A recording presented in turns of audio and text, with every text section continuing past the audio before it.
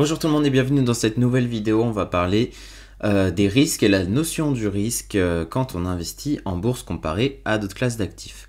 Donc, je voulais d'abord introduire cette vidéo. Pourquoi j'ai eu l'idée simplement de cette vidéo, d'un message de Xavier Delmas que j'ai vu sur LinkedIn. Xavier Delmas, si vous ne le connaissez pas, il fait des vidéos sur YouTube, allez les voir. C'est vraiment quelqu'un qui est super intéressant, qui expose des concepts vraiment assez atypiques et très intéressants.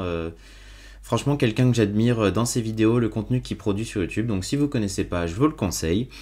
Et du coup, un message sur LinkedIn à propos du risque, notamment sur les classes d'actifs dont il parle. Donc en fait, il rebondit sur un post qui parle justement des risques en bourse. Il remet en question cela, est-ce que la volatilité est-elle la bonne mesure du risque? Et lui parle plutôt de liquidité, dégradation de l'actif, risque de non-paiement et max drawdown, donc la valeur maximale que l'actif peut perdre. Voilà. Donc aujourd'hui, on va voir qu'est-ce que vraiment le risque, comment on peut le considérer et pourquoi on ramène trop ça, d'après son point de vue et d'après cette vidéo, à la volatilité. Avant tout, une petite performance des placements sur 30 ans. Donc, performance ne veut pas dire directement risque, mais n'est pas forcément lié au risque. Mais là, qu'est-ce qu'on voit? Donc, on va commencer par le plus bas, la hausse des prix, plus 67%. C'est quelque chose qui traite de 1988 à 2018. Donc, on va voir que c'est quelque chose qui peut sembler même un peu vieux, parce qu'entre 2018 et 2023, il y a des choses qui se sont passées, surtout en termes de hausse des prix. Donc là, on a même quelque chose qui a l'avantage de la hausse des prix. Donc, hausse des prix plus 67%. On voit qu'il y a un livret A qui est à 135%. Et donc là, je trouve qu'on a de la chance justement par rapport à ces dernières années. L'or 179, Sika monétaire 209, assurance vie 370%, immobilier 400% et actions en fonction des dividendes entre 400 et 1350%. Donc on voit clairement qu'il y a deux classes d'actifs qui se mettent à part, c'est l'immobilier et les actions. Donc c'est vraiment là où on observe les plus gros rendements. Il n'y a pas les obligations, ça devrait être à peu près pareil, mais là on va rester assez succinct et rester dans les actions et l'immobilier parce que c'est quelque chose que tout le monde connaît. Donc voilà, des performances. Il faut savoir, et vous devez le savoir, que le pouvoir d'achat diminue au fur et à mesure du temps. Pourquoi? Parce que tout simplement, il y a de l'inflation, donc une montée des prix causée par de multiples acteurs, mais en gros, il y a une montée des prix qui fait que là, ces dernières années, donc pareil, le graphique s'arrête à 2020. Encore une fois, c'est quelque chose qui a l'avantage du graphique parce qu'entre 2020 et 2023, il y a une grosse hausse des prix et une grosse baisse du pouvoir d'achat. Donc là, sur 12 ans, en 2020, on avait déjà perdu 17%, sur 23, c'est moins 37%, et 49 ans, moins 84%, à peu près, parce que c'est basé sur des produits de grande consommation. J'ai fait des petits calculs, ce qui nous donne ça. Donc en gros, si vous laissez pendant 12 ans, si vous aviez laissé pendant 12 ans 100 euros, vous auriez pris 17% dans la tête. Après, personne ne fait ça, mais c'est pour introduire la valeur de l'argent et le pouvoir d'achat. Là, on le voit bien, le pouvoir d'achat avec $1 en fonction du temps, qui baisse, qui baisse et qui baisse. Les impressions de monnaie qui montent, qui montent et qui montent. Et je vous parlais de 2020, voilà, on a eu la grosse hausse là. Et même entre 2020 et 2023, ça n'arrête pas, même s'il y a eu un petit repli là. C'est aussi ce qui a entraîné l'inflation, toutes les aides et tout ça. Forcément, ça a mis de l'argent sur le marché. Donc, pour parler maintenant de risque, on va, en reprenant les concepts qu'a abordé dans le message Xavier Delmas, la personne que je vous ai présentée et dont je m'inspire pour cette vidéo, en reprenant quelques concepts, on va voir rapidement quels sont les risques associés à chaque classe d'actifs. Donc j'ai pris livret A, immobilier et actions. En gros, monnaie, immobilier et actions, donc marché financier, entreprise. En termes de liquidité, qu'est-ce que j'appelle liquidité? C'est le pouvoir de revente, de rachat et de manipulation des actifs en termes de rapidité et de gain d'argent rapide, de retrouver son argent rapidement tout simplement. Donc le livret A, vous l'avez posé sur un compte, vous allez le retrouver directement quand vous voulez. L'immobilier, c'est plus compliqué, il faut vendre un appartement. Pour vendre un appartement, surtout à un prix intéressant pour vous, il faut y passer un peu de temps, surtout en ce moment d'ailleurs. Et les actions, bon, c'est assez liquide en soi. Vous pouvez vendre, acheter une action quand vous le souhaitez.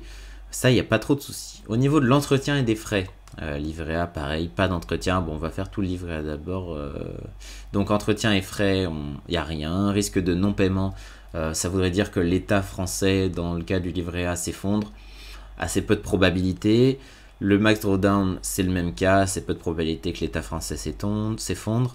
Rendement ajusté à l'inflation, là, par contre, on a un souci.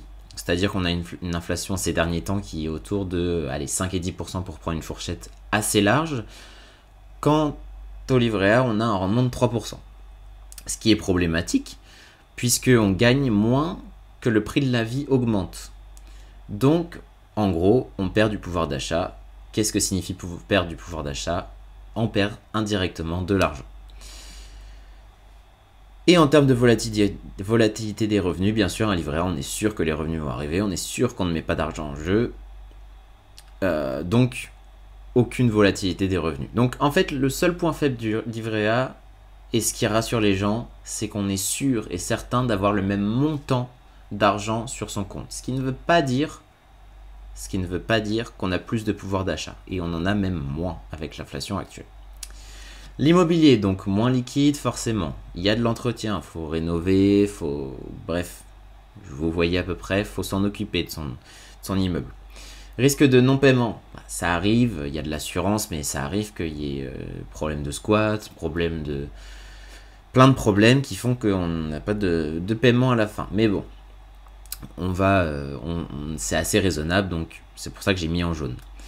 Max drawdown, crise immobilière, elles ont existé, elles peuvent exister, mais voilà, ça reste de la pierre, c'est d'utilité. En France, on en a besoin, on n'a pas assez de logements, donc en théorie, on peut perdre beaucoup sur le court terme, mais au long terme, on est assez serein sur sa valeur.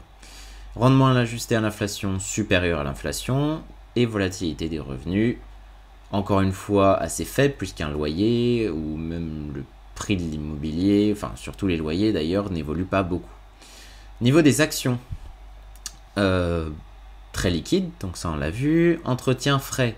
Donc effectivement, on a des frais, des fois des frais de gestion sur les PEA par exemple quand on prend des ETF, quand on le place chez des sociétés d'investissement, mais pas d'entretien nécessaire. Risque de non-paiement, bon ça c'est dans le cas où on n'a pas de paiement de dividendes.